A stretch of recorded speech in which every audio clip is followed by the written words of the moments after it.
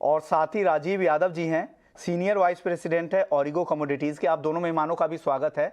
अभी एक दर्शक पूछ रहे थे कि क्या सरसों का वायदा शुरू हो जाएगा क्या इस महीने? आपको क्या सेंस मिल रहा है सर? आपके सोर्सेस क्या कह रहे हैं? आप भी इंडस्ट्री में बहुत पुराने हैं, आपको क्या उम्मीद है? क्या उम्मीद हम लोग कर सकते हैं क्या 21 दिसंबर जब एक साल पूरा होगा तो इन वायदा को वापस से शुरू किया जाएगा? विश्वमोहन जी, आपका सवाल मेरे से है। जी जी। अच्छा, थैंक यू। सी, मेरा इसमें टेक ये है कि अभी अगर हम सोइंग देखें मस्टर्ड की, तो सोइंग भी काफी अच्छी चल रही है। पिछले साल से अप्रोक्सीमेटली 9% ऊपर है। तो उस हिसाब से ओवरऑल पॉजिटिव सेंटीमेंट्स ही है। गवर्नमेंट की थॉट प्रोसेस जितना कुछ कुछ जानकारों से सूचना मिल रही है कि कुछ पॉजिटिविटी है, but anything to comment on government policy is always difficult. Regulatory फैसला है, मैं तो ऐसे ही आप लोगों से पूछ लिया हूं। यादव जी, अब आपसे मेरा सवाल होगा, आप मस्टर्ड सोइंग की बात कर रहे थे, तो किस तरह के सोइंग की रिपोर्ट आ रहे हैं और क्या इस साल रिकॉर्ड उत्पादन की उम्मीद करें क्या सरसों की? सी, सेंटिमेंट्स जरूर इस प्रकार के बने हुए हैं। ऐसा जैसा कि मैंने कहा कि अभी हम मोटा मोटा 9% ऊपर चल रहे हैं पिछले साल के कंपैरिजन में। 88 लाख हेक्टेयर्स की सोइंग हो चुकी है और we are almost towards the fag end of the sowing season. तो और प्राइसेस भी जो है वो रीजनेबल से ही रेंज में बने हुए हैं। 6600 6650 के लगभग पर क्विंटल के हिसाब से ट्रेड कर रहे हैं। ओवरऑल अगर वेदर ने सपोर्ट दिया तो मैं ऑप्टिमिस्टिक हूं कि हमें सरसों में एक अच्छी क्रॉप देखने को मिलेगी।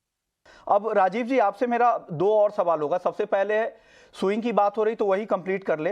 व्हीट सुइंग को लेकर क्या रिपोर्ट आ रही है? अब तक की जो सरकार की रिपोर्ट है वो 25% ज्यादा दिख रही है।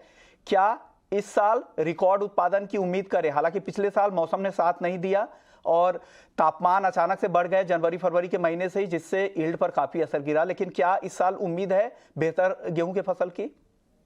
जी, विश्वमोहन जी, इसमें जितने भी ट्रेडिशनल वीट ग्रोइंग स्टेट्स हैं, चाहे वो पंजाब, हरियाणा, राजस्थान, एमपी वगैरह, इन सब में सोइंग बहुत अच्छे रुझान आ रहे हैं। कहीं कहीं पर 25 से 30% की इंक्रीज चल रही है। उसका मेन कारण अगर आप समझे कि इस बार मानसून का लेट डिपार्चर पूरी कंट्री से हुआ था, जिसके कारण सॉइल मॉइस्चर अच्छा बना हुआ है। तो एक वो अट्रैक्शन था फार्मर्स को सोइंग के लिए, वीट की सोइंग के लिए जाने के लिए। और दूसरा, पिछले साल प्राइसेस की अच्छी रियलाइजेशन रही है गेहूं में, इसलिए भी इस बार सोइंग बहुत अच्छी दिखाई दे रही है।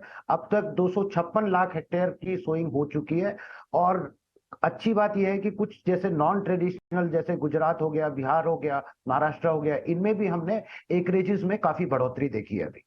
Sir, overall I am expecting a good crop if the weather plays good support from here on. Okay, यानी मौसम ने साथ दिया तो इस बार अच्छे फसल की उम्मीद कर सकते हैं। देखते हैं क्या होता है, जनवरी तक स्थिति और बेहतर हो सकती है।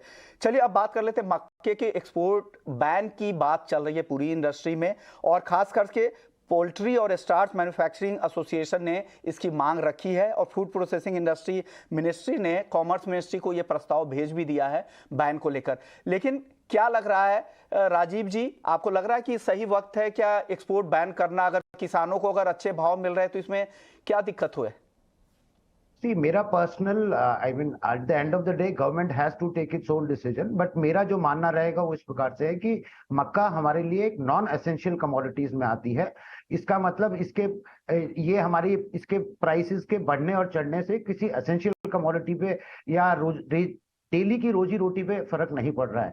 तो उसमें अगर हम आज की तारीख में अगर हम देखें तो 1962 रुपीज पर क्विंटल का एमएसपी है। अब मार्केट इससे कुछ मंडियों में 100 रुपए और कुछ मंडियों में 200 रुपए ऊपर चल रहा है।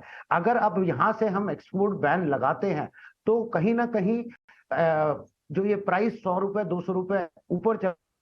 उनका यही कहना था कि बहुत एसेंशियल कमोडिटीज ऐसा ही नहीं है कि बहुत ही सेंसिटिव हो कंज्यूमर के लिहाज से, जैसा गेहूं और चावल हो। ऐसे में एक्सपोर्ट बैन अभी वाजिब नहीं है। हालांकि इंडस्ट्री की, पोल्ट्री इंडस्ट्री की अपनी डिमांड है, इस हिसाब से वो इस तरह की मांग रख रहा है। शुक्रिया राजीव जी, आपने वक्त निकाला हमारे लिए और तमाम एग्री के अलग अलग सेक्टर पर अपनी राय रखी। चलिए।